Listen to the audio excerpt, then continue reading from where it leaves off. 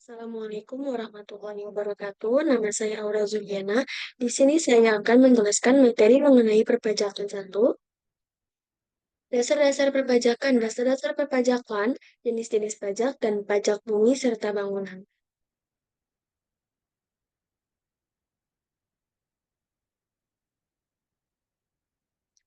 Pengantar dasar perpajakan. Yang pertama ada perpajakan, sistem yang digunakan oleh pemerintah untuk mengumpulkan dana dari masyarakat. Yang kedua, ada pajak kontribusi wajib dari warga negara kepada negara tanpa imbalan langsung. Yang ketiga, ada pemahaman dasar tentang perpajakan, meliputi konsep, jenis, dan prinsip dasar perpajakan yang perlu dipahami.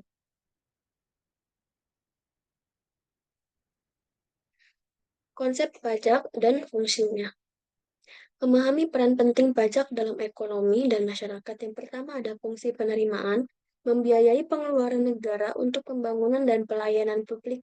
Yang kedua ada fungsi regulasi, mengatur aktivitas ekonomi dan sosial agar sejalan dengan kepentingan umum.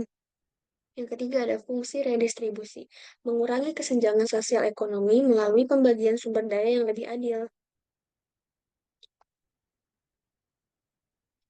Yang ketiga ada prinsip-prinsip perpajakan, di mana dasar-dasar perpajakan merupakan prinsip yang sangat mendasari sebuah pajak. Yang pertama ada prinsip keadilan.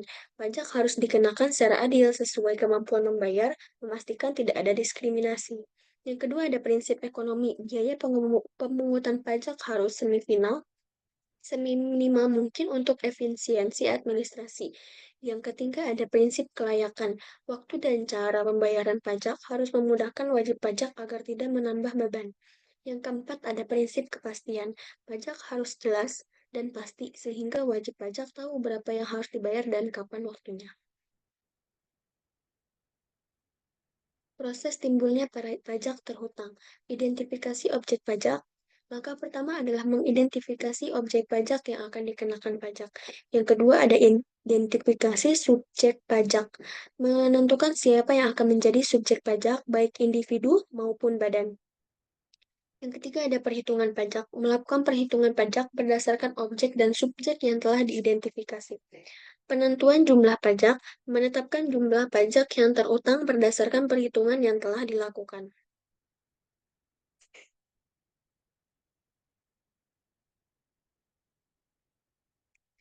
Subjek dan objek-objek pajak. Pemahaman yang tepat tentang subjek dan objek pajak sangat penting untuk memastikan kepatuhan pajak yang benar. Subjek pajak meliputi individu, entitas hukum, dan bentuk usaha tetap yang terlibat dalam kewajiban pajak. Orang pribadi. Orang pribadi adalah individu yang dikenakan pajak atas pendapatan yang diterima. Badan hukum. Badan hukum adalah organisasi atau perusahaan yang memiliki entitas hukum terpisah dan dikenakan pajak. Yang keempat, ada bentuk usaha tetap. Adalah tempat di mana perusahaan melakukan bisnis dan menjadi subjek pajak. Objek pajak mencakup berbagai pendapatan yang dikenakan pajak. Ada gaji. Gaji adalah pendapatan yang diterima oleh karyawan dan dikenakan pajak penghasilan. Ada bunga. Bunga yang diterima dari investasi atau simpanan juga dikenakan pajak. Dividen adalah bagian dari laba yang dibayarkan kepada pemegang saham dan dikenakan pajak. Keuntungan usahanya dari usaha yang dijalankan oleh individu atau badan hukum adalah objek pajak. Jenis-jenis pajak penghasilan itu ada 5. Yang pertama ada PPh pasal 21. Pajak ini dikenakan atas penghasilan berupa gaji, upah, honorarium, dan pembayaran lain terkait pekerjaan. Yang kedua ada PPh pasal 22. Pajak yang dikenakan atas kegiatan impor, penjualan barang mewah, dan penjualan barang atau jasa tertentu oleh pemerintah. Yang ketiga ada PPh pasal 23 dikenakan atas penghasilan berupa dividen, bunga, royalti, sewa, dan penghasilan jenis lainnya. PPh pasal 25 angsuran pajak yang dibayarkan oleh wajib pajak dalam tahun berjalan. PPh pasal 29 pajak yang harus dibayar setelah dikurangi kredit pajak dalam SPT tahunan. Pajak penghasilan orang pribadi. Pajak yang dikenakan atas penghasilan individu dengan tarif 5% hingga 30%. 5% itu 30% merupakan tarif pajak yang fleksibel. Pajak penghasilan orang pribadi memiliki tarif mulai dari 5% hingga 30%, memungkinkan penyesuaian berdasarkan penghasilan. 5% to 30%-nya yaitu tarif pajak yang fleksibel. Pajak penghasilan orang pribadi memiliki tarif mulai dari 5% hingga 30%, memungkinkan penyesuaian berdasarkan penghasilan.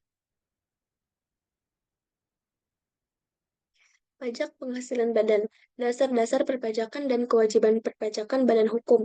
Yang pertama ada pajak penghasilan badan, dikenakan atas penghasilan yang diterima oleh badan hukum seperti perusahaan. Yang kedua ada tarif pajak. Tarif pajak penghasilan badan di Indonesia saat ini adalah 22%. Yang ketiga ada pelaporan dan pembayaran. Badan usaha diwajibkan untuk melakukan pelaporan dan pembayaran pajak secara berkala.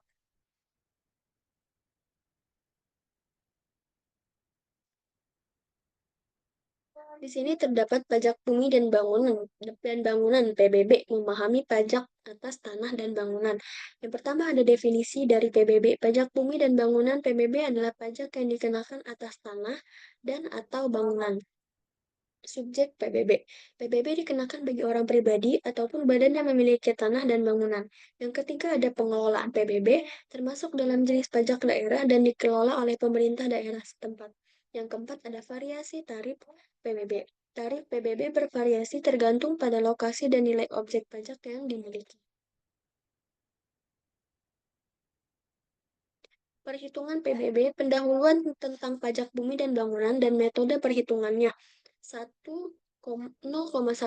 sampai 0,3% tarif PBB bervariasi antara 0,1 hingga 0,3 dari NJOP tergantung pada lokasi dan jenis propertinya. Yang kedua, PBB sama dengan NJOP dikali tarif PBB. Formula PBB ini digunakan untuk menghitung pajak yang harus dibayar berdasarkan NJOP yang ditentukan. Nilai jual objek pajak NJOP. Konsep NJOP adalah nilai yang digunakan sebagai dasar pengenaan pajak terhadap tanah dan bangunan. Pembayaran dan pelaporan PBB. Prosedur dan pentingnya pembayaran pajak bumi dan bangunan. Pembayaran PBB tahunan yang pertama. Pembayaran pajak bumi dan pembangunan (PBB) dilakukan setiap tahun sesuai dengan Surat Pemberitahuan Pajak Terhutang atau SPPT. Yang kedua, ada pelaporan tepat waktu. Pelaporan PBB harus dilakukan secara tepat waktu untuk menghindari sanksi administrasi yang dapat merugikan wajib pajak.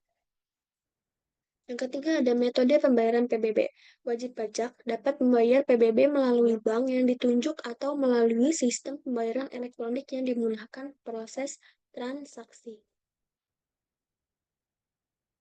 Sanksi dan denda dalam perpajakan, penegakan hukum dan kepatuhan pajak dan kepatuhan wajib pajak. Yang pertama ada sanksi dan denda sebagai penegakan hukum. Yang kedua ada berbagai jenis sanksi. Sanksi dalam perpajakan dapat mencakup denda administrasi, bunga, dan sanksi pidana tergantung pelanggaran. Yang ketiga, ada contoh dari sanksi administrasi. Yang pertama ada keterlambatan pelaporan dan pembayaran yang bertujuan untuk mendisiplinkan wajib pajak. Yang keempat, ada denda keterlambatan pelaporan. Jika kita terlambat melakukan pelaporan, maka dikenakan denda jika wajib pajak terlambat melaporkan pajaknya sebagai bentuk sanksi untuk mendorong kepatuhan. Denda keterlambatan pembayaran dikenakan untuk keterlambatan dalam pembayaran pajak yang harus dibayar oleh wajib pajak.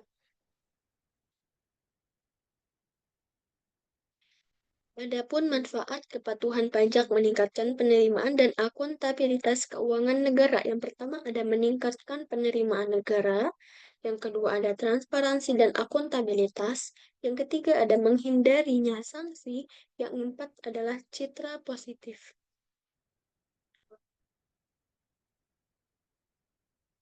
Studi kasus kepatuhan pajak di Indonesia, analisis kenaikan kepatuhan pajak dan pendapatan nasional. 5% peningkatan kepatuhan pajak pada tahun 2020 mencatatkan peningkatan kepatuhan pajak sebesar 5% dibandingkan tahun sebelumnya. 10 triliun rupiah. Kenaikan pendapatan nasional, peningkatan kepatuhan pajak berkontribusi pada tambahan pendapatan nasional sebesar 10 triliun rupiah.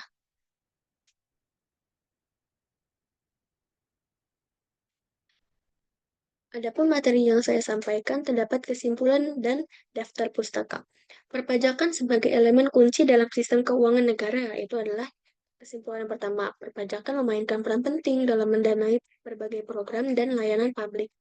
Yang kedua, pentingnya memahami dasar-dasar perpajakan. Memahami dasar-dasar perpajakan membantu individu dan perusahaan dalam memenuhi kewajiban mereka. Yang ketiga, ada jenis-jenis pajak. Terdapat jenis-jenis pajak termasuk di pajak penghasilan, pajak bumi dan bangunan, dan pajak penjualan. Yang keempat, ada pentingnya kepatuhan pajak bagi setiap warga negara. Kepatuhan pajak sangat penting untuk menjaga kestabilan ekonomi dan keadilan sosial.